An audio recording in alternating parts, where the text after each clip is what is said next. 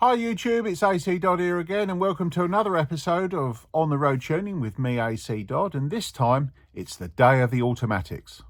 Let's dig in. Okay, so today it's the day of the automatics, and the first car is a beautiful, I think it's Nautilus Blue, 1000cc auto. Lovely car. Look at this.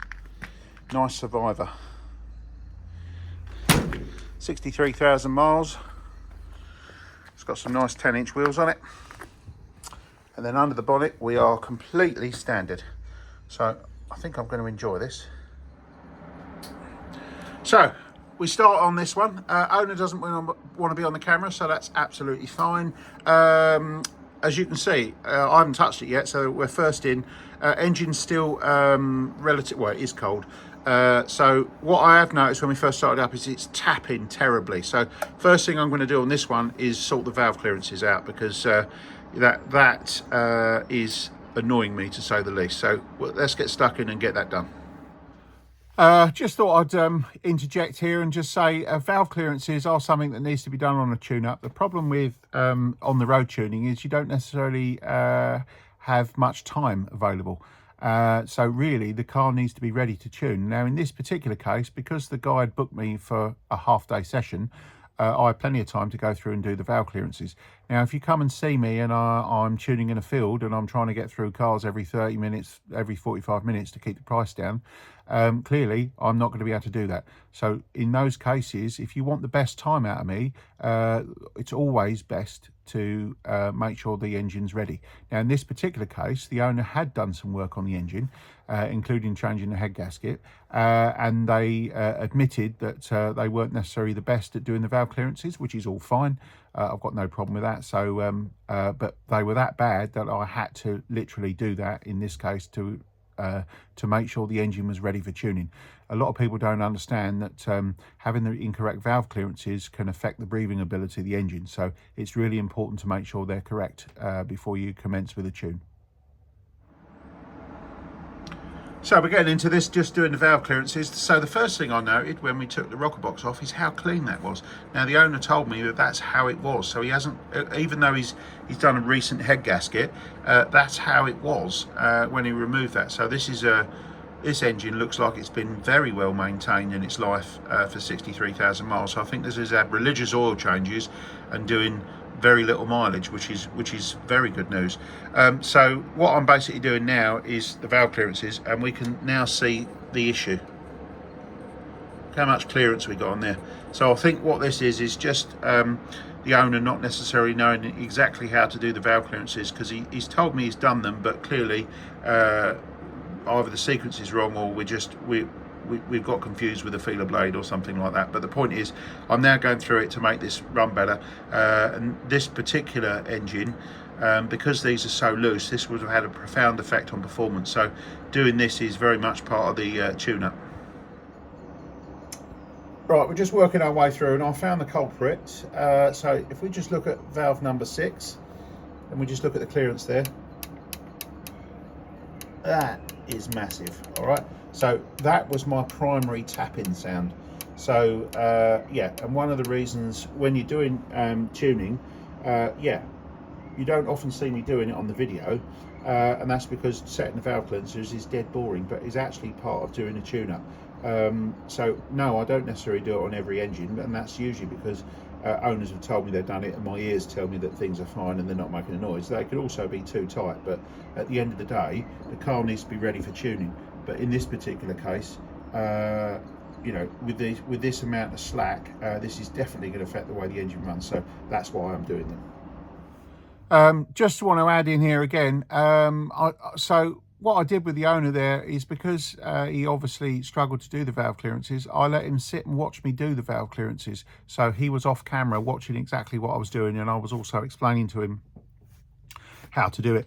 So he did get the benefit of my knowledge to be able to understand that, so that when he did it in the future, he would know what to do.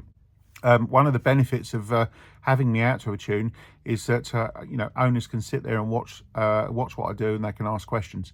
Now, clearly, I don't give away all my secrets, but certainly showing somebody how to do the valve clearances is no problem during the work I do.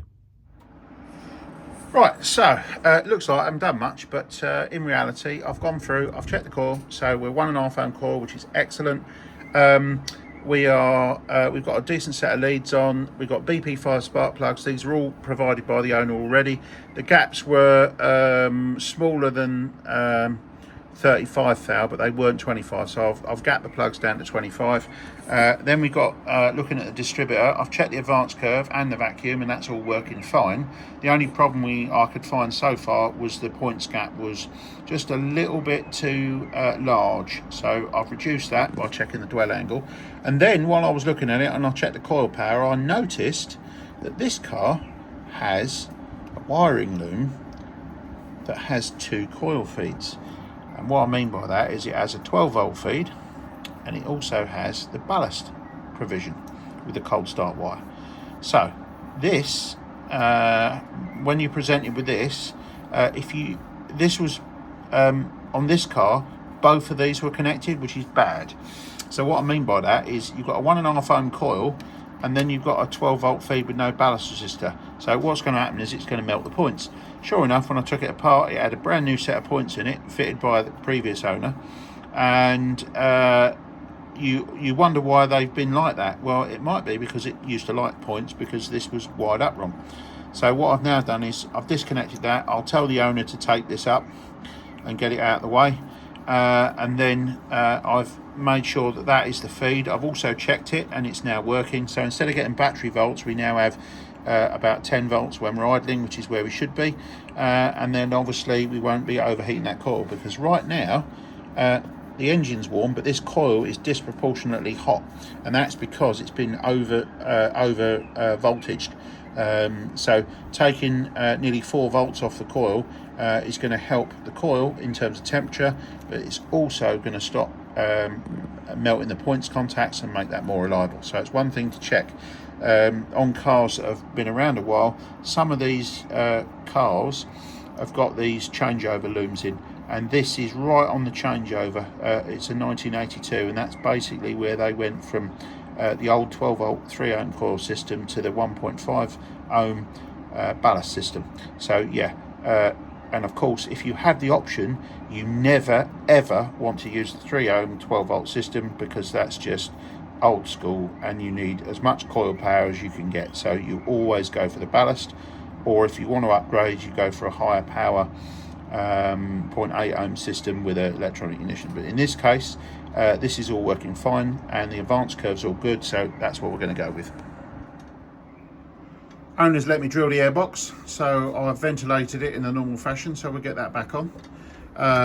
We're looking at the carburetor. The AAC needle, which is a standard needle, was very, very, very lean, so I've just changed the needle now, and I'm going to work my way through it and get this one dialed in. So we're over to the needle lathe. I've selected an AAF needle. That seems to be pretty reasonable, 2 to 3,000, then it leans out 4 to 5,000, and then on to progression. So what we're going to do is ridging it up through 4 and 5,000, and then up through progression, and I think we'll be nearly there by then. Right, so we've got this one all dialed in. In the end, we had an AAF needle. It needed just a quick tweak on the needle between 4,000 and 5,000 RPM, and then up through progression. But yeah, she's on the money, this one.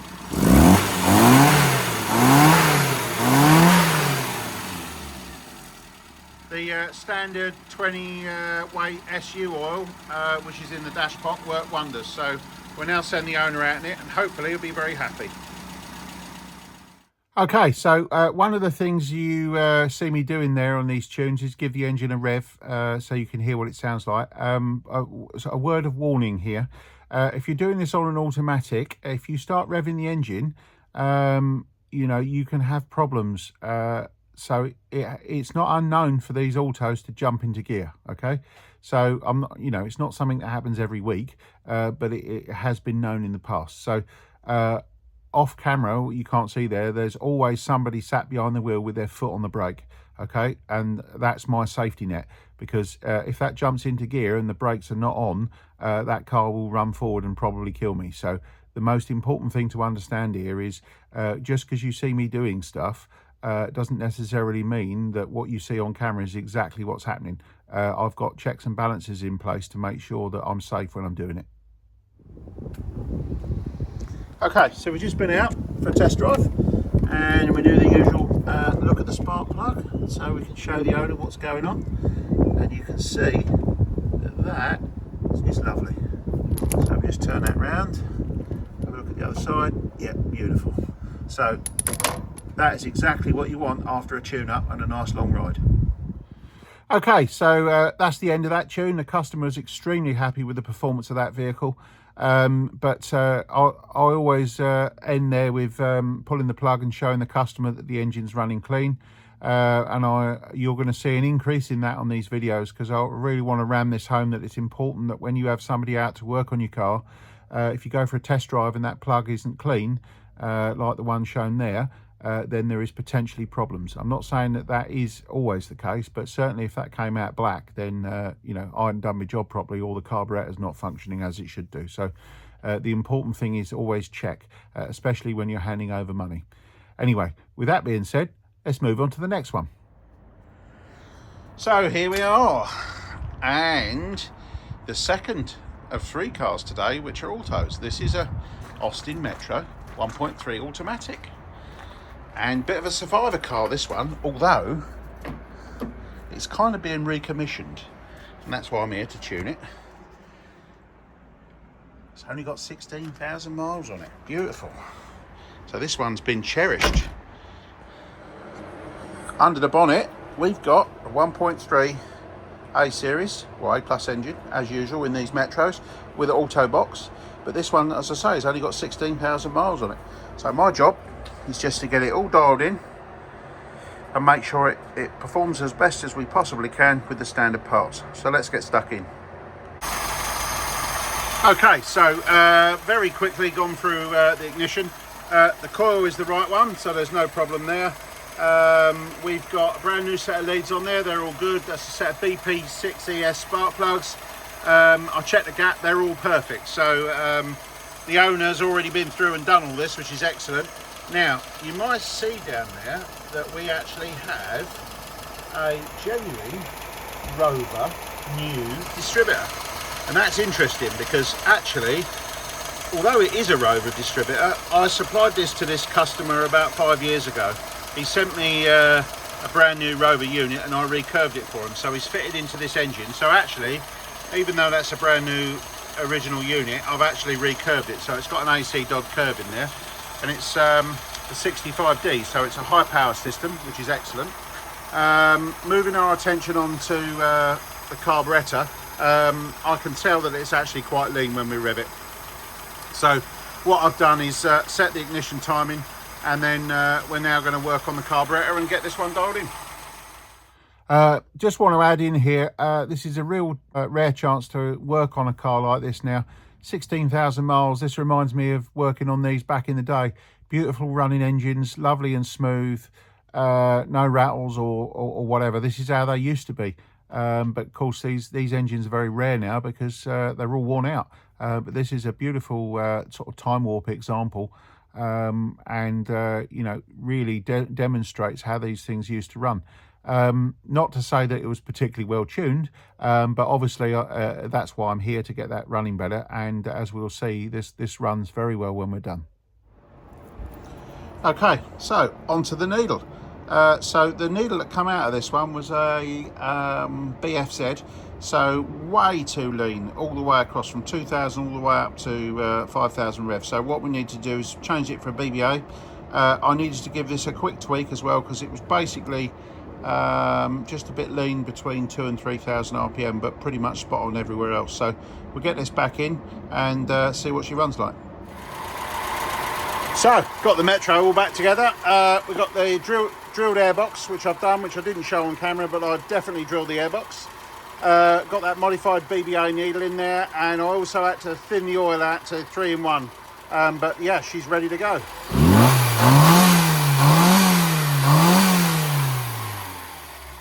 I'm sure the owner's going to be very happy with that one.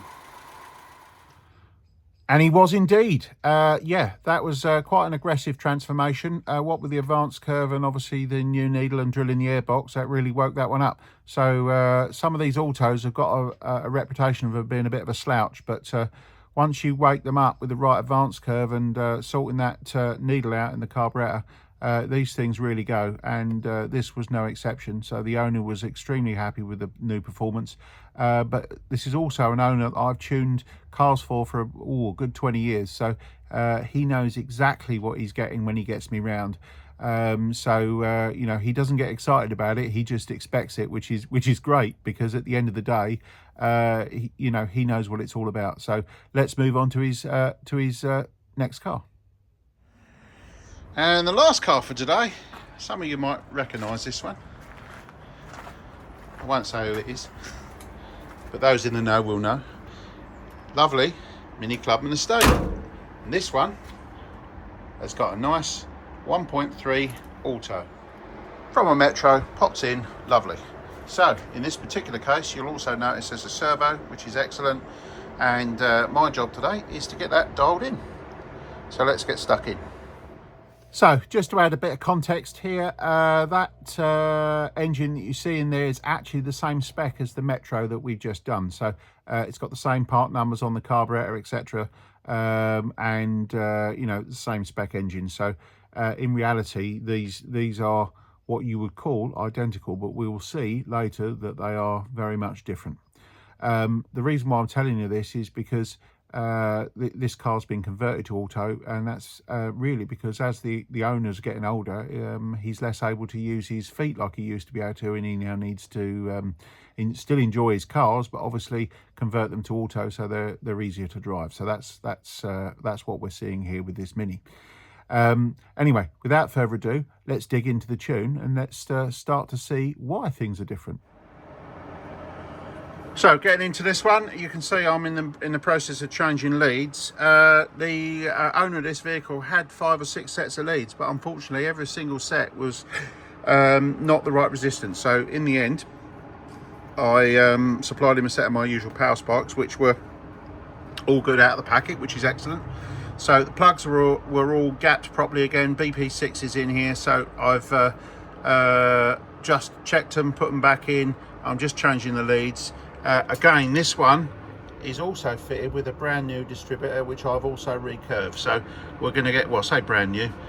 This one's been used a little bit longer, but it's based on a brand new unit. So I'll get this one running, get the timing set, and then we'll go straight, turn our attention to the carburetor. Okay, so we got ourselves onto the carburetor. This engine conversion, I think this one's only done 21,000 miles, so this is a fresh conversion. However, the carburetor has suffered with a stuck jet, so I've managed to free that off. Basically, the owner had a tool which I could then fashion to be able to pull the jet, which I did. So that got that freed, and it now appears to be working. So I've done the same as I did with the previous one. So I put a BBA needle in it, and this one, the fueling's even leaner than the last one. So I'm going to go over to the needle lathe now and give that a bit of adjustment, and we shall see where we end up.